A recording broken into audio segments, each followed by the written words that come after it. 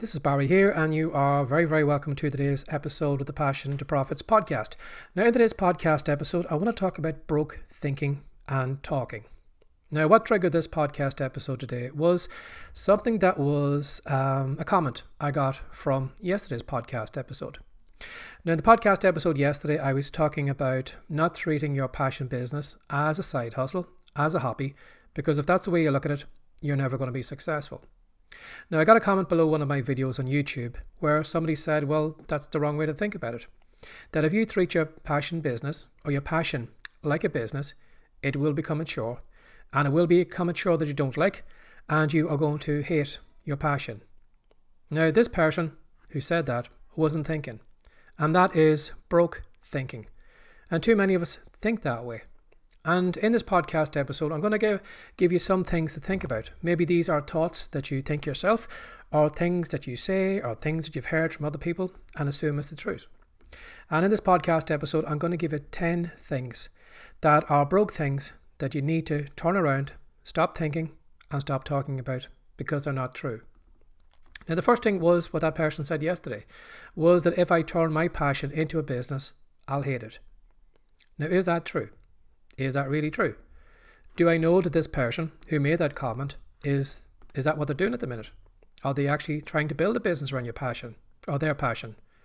You've been guaranteed? No. They just had this brain fart of an idea or heard it from somewhere else and they just commented on it. Now, if they are correct that your passion does become a chore over time, will you eventually hate it? No, I don't think so.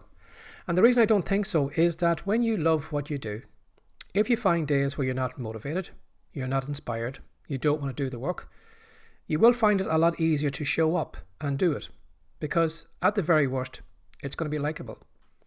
You know, if you love Star Trek or maybe Star Wars and you're just an absolute fan, you love reading about it, you love talking about it, you love watching videos about it, and you know, if that is your passion, you're going to find that maybe the odd day you might be a little bit tired talking about Star Wars or Star Trek, but even on the low days, you'll still find it easy to show up and probably record a video.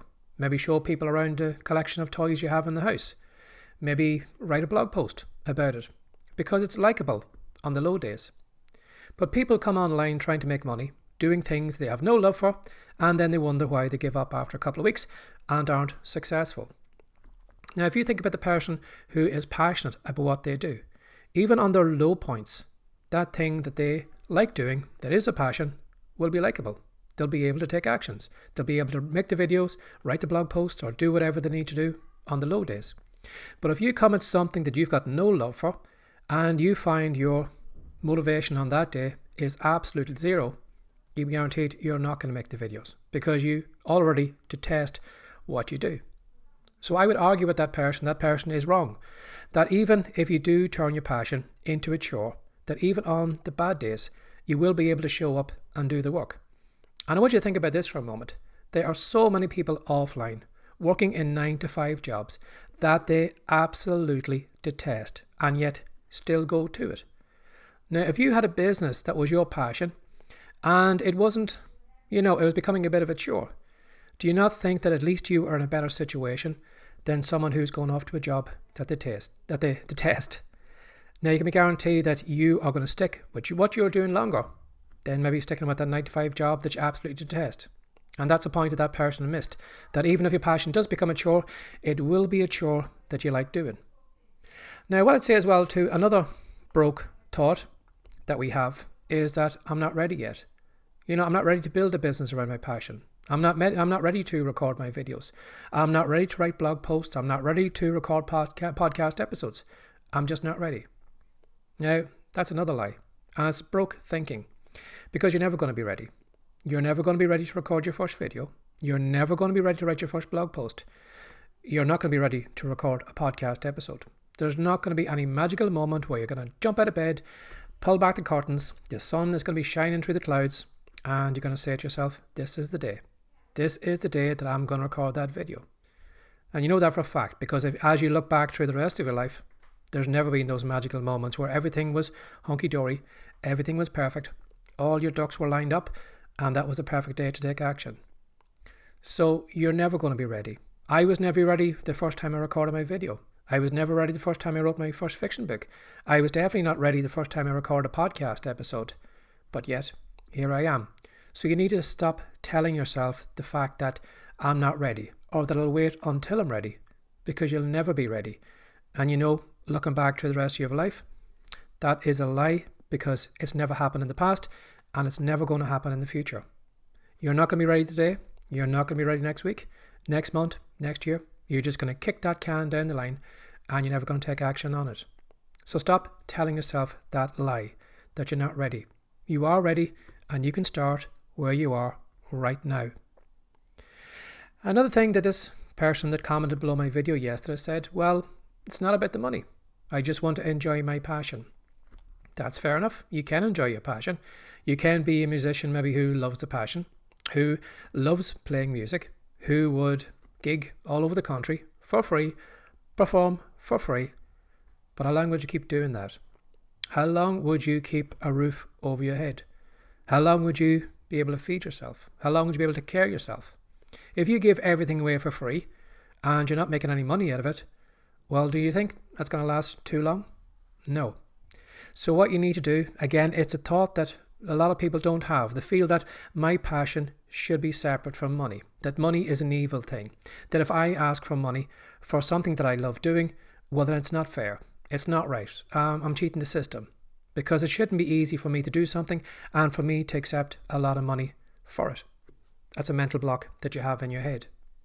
And if you continue along thinking that I need to do my passion for free, you're going to be broke.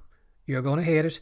You're going to hate the people that you are providing that service or that talent to. You're going to hate them because they're not taking care of you. And eventually you will, over time, drop out, because you'll probably lose the roof over your head. You'll probably starve in the street and no one's there to help you. So if you really think that your passion should be something that should, keep you going in life, it should keep you going financially as well too. It should put a roof over your head and food in your belly. And if you have been giving away your passion for free, I'm going to tell you that you need to stop doing that right now, because the people who take all that off you for free are going to abuse that. And you need to focus on the people who are going to pay you for your passion. So that is broke thinking, and that is broke thinking that's not going to help you. So even though something is a passion of yours, even if you do find it very easy to do, you should be accepting money for it. Because at the end of the day, whether you like it or not, money makes the world go round. Money is what your bank manager, the mortgage people, the doctors, everybody is looking for. You can show up and try and pay with passion, but people don't accept passion in the real world. But what they do accept is cash. So you need to knock that idea on its head, that just because you're passionate doesn't mean you can't charge for it. Another excuse that people have is, I don't have the time. Now, none of us have the time. Everybody has 24 hours that they need to use wisely. Now, if you take 8 hours out for a good night's sleep, you've got 16 hours. So how are you spending the 16 hours? Are you wasting that time on trivial things, or are you focusing on high value things? I can spend my 16 hours doing things that aren't moving the needle forward. I can read books, I can watch Netflix, I can go on social media all day. I can fill my day with all that stuff. But is that going to help me? Is that going to improve my bank balance? Is it going to help me get closer to building this business around my passion? No, it's not.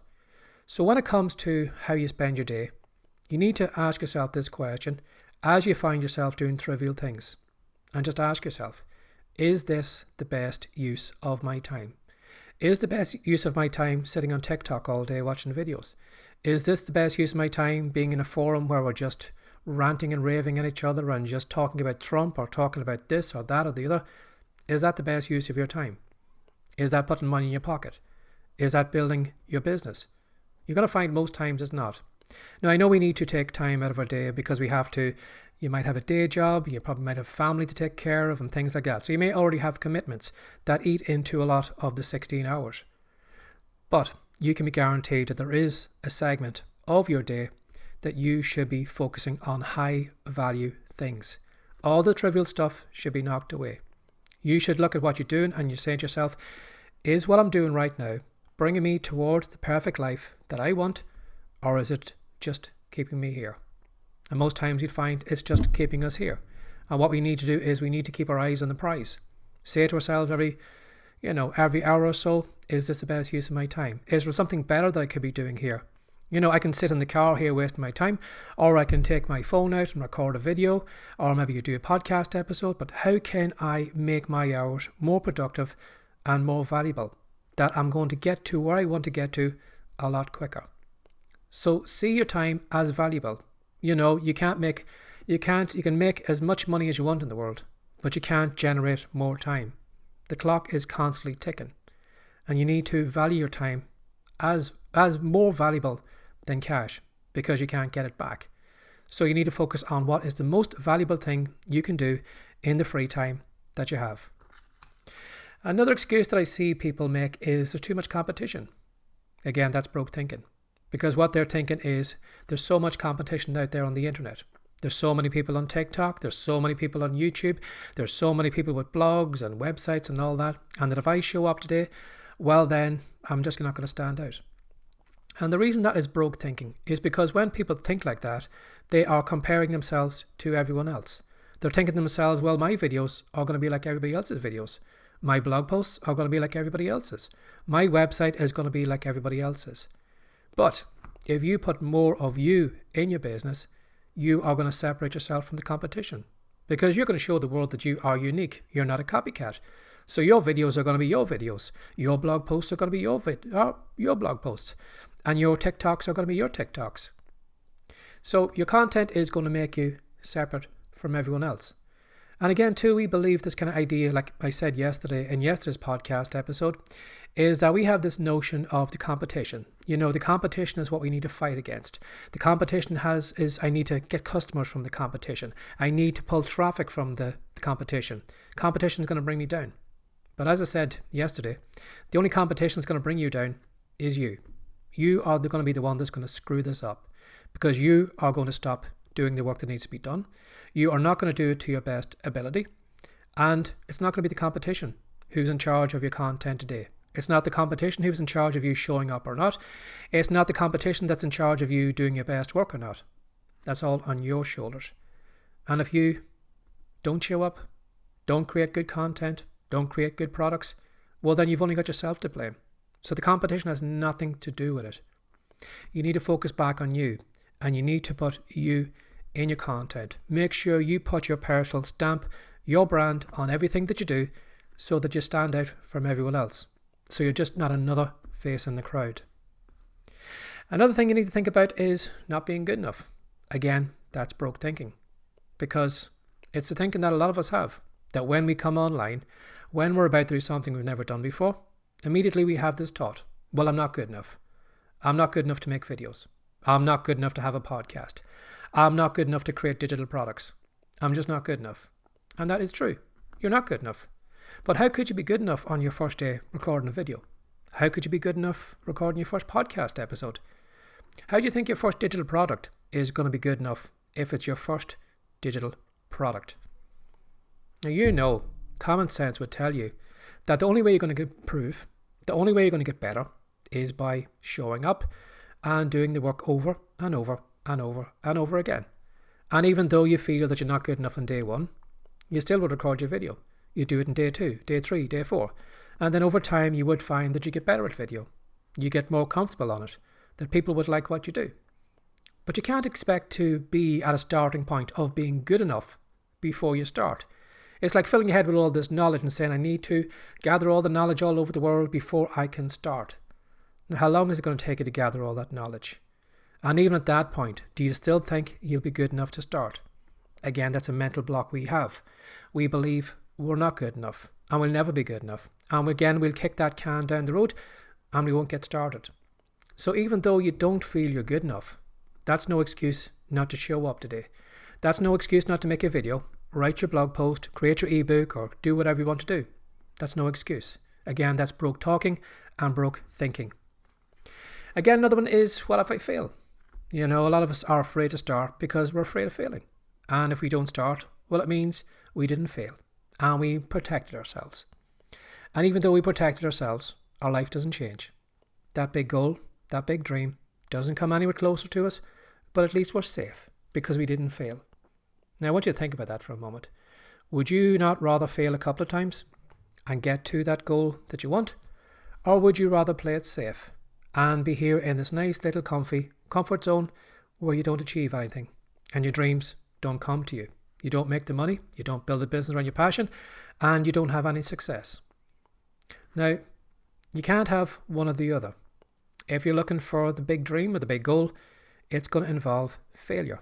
And if it's a huge big dream or a big goal, it's going to involve a lot of failure. You're going to fail again and again and again, and you're going to keep failing as you are working your way towards your goal. Again, I think it's got something to do with school. When we come out of school, we're afraid of failing because we feel that we're being tested. And that, that big red pen that scribbled all over the page and told us that we were, a certain type of person, a D student, an E student, an F student, is something that we should protect ourselves for the rest of our life. And we think we fail. And I think when it comes to failure, we see failure as something that you can't learn anything from. That if you failed, you simply failed.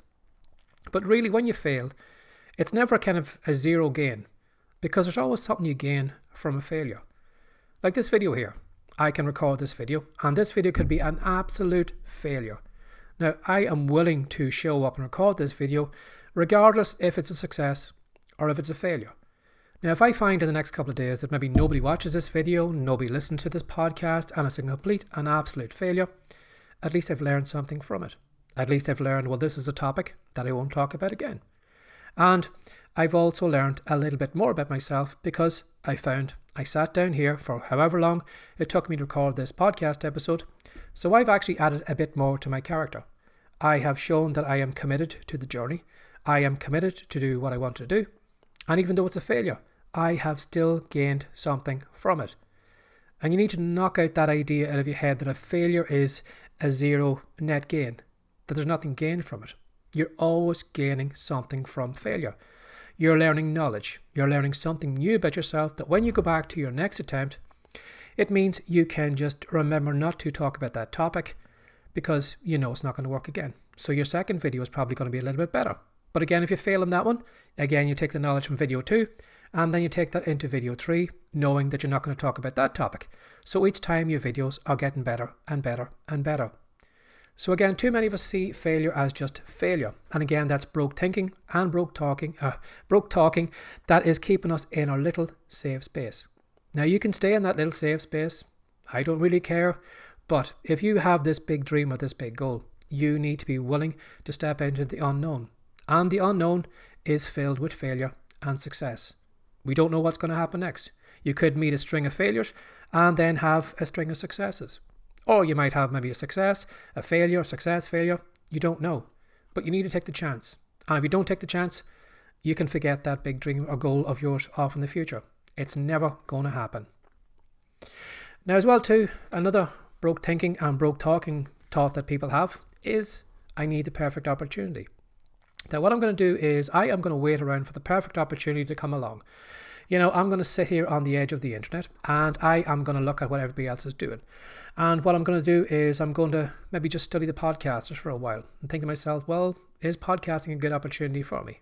Or maybe I look over the bloggers. Or maybe TikTok might be a good opportunity for me. Or maybe an e-commerce store.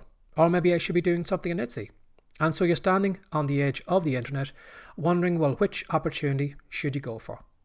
And because you're just looking at everything, your whole life passes by and you never took action. You never took action on any opportunity.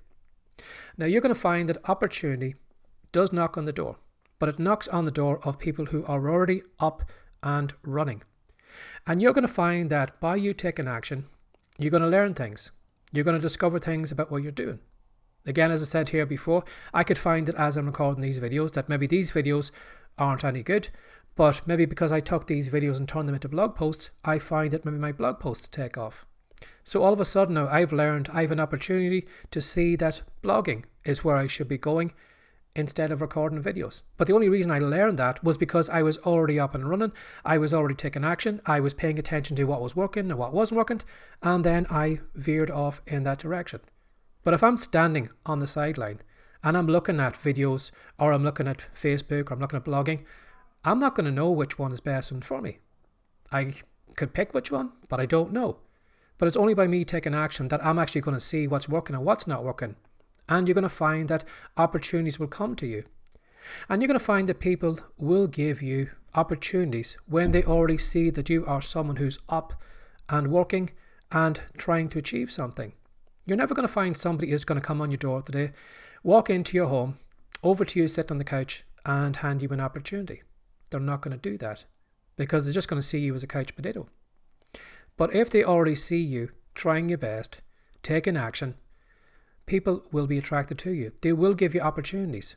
But if you're not doing anything, well then that opportunity, you're going to miss it. Because as I said, you're going to be standing on the sideline and your whole life is going to go past you and you're never going to avail of any opportunities. So even though you don't know what is the right opportunity, you need to get in, you need to get taking actions, and then as I said, you're going to see things are going to start to happen. You're going to be veering one way or the other way depending on what success you have. That's where you're going to find your opportunities. They're not going to come to you. You have to work your way toward them.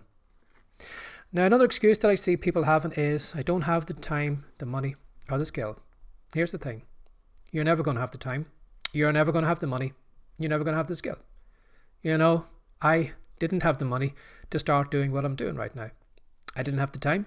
I didn't have the skill. But what I needed to realize was that I needed to start where I was as me and just begin there.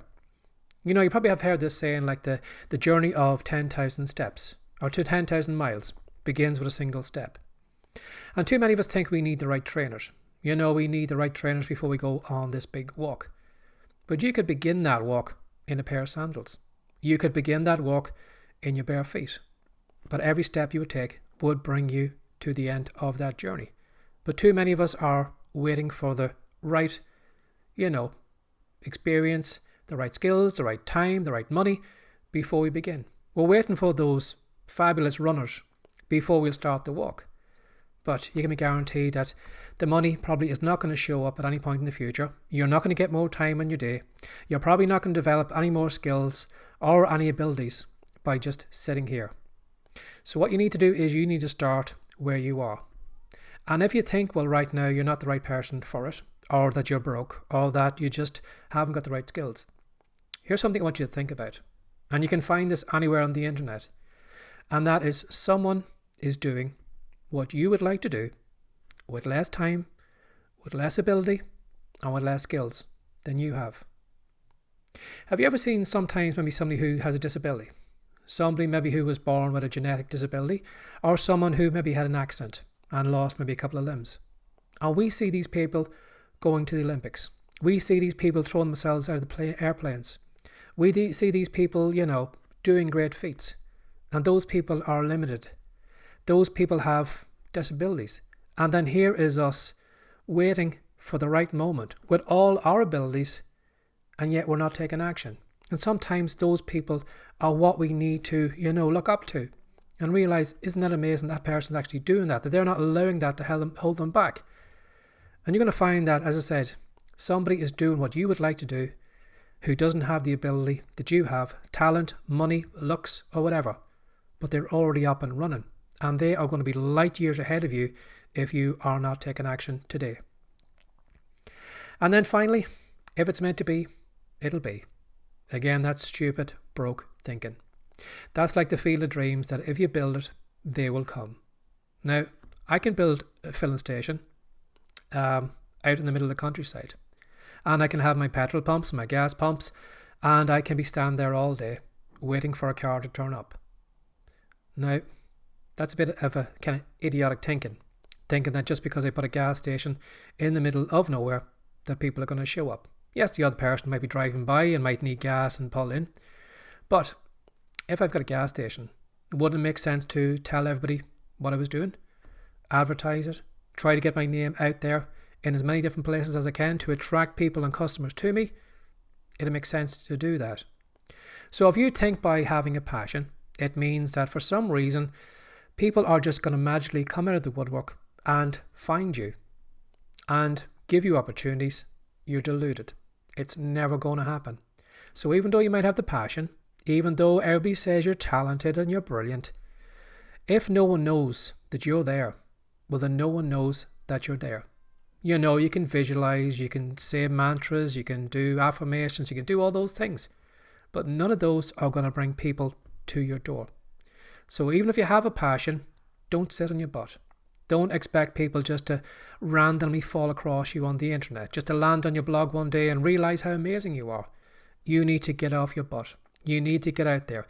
You need to get knocking on the doors. You need to get your content on social media. You need to show up on videos. You need to do blog posts. But you need to tell as many people as possible what you're doing to give life and success an opportunity to get people to come to you, to actually put the odds in your favor. If you're sitting on your butt right now, you can be almost guaranteed the chance of you being successful is 0, a big duck egg. But the more you put yourself out there, the more you try and put yourself in front of more people, you're going to find that percentage of success is going to increase. So too many of us unfortunately think that just because we record videos or just because we have got a website or a blog, it means the internet is just going to trip over it and find us and we're just going to retire. It's not going to happen. It's a nice thought that, if it's meant to be, it'll happen. But again, I think that is just like Disney thinking. That someday your fairy godmother is just going to appear one day, wave the little magic wand over her head, and then all of a sudden, success is going to be there. Success isn't going to be like that, not in the real world. So I hope you enjoyed this podcast episode. I hope maybe some of the things I've said have maybe tweaked some of the nonsense that you tell yourself. Again, it's all nonsense we all tell ourselves. Now, I'd love to say that, I came on the internet thinking perfectly like this. No, I had a lot of those stupid thoughts in my head, but from learning things over the years and learning from people who are a lot cleverer than me, I realized I was totally wrong and that broke thinking and talking was keeping me where I was.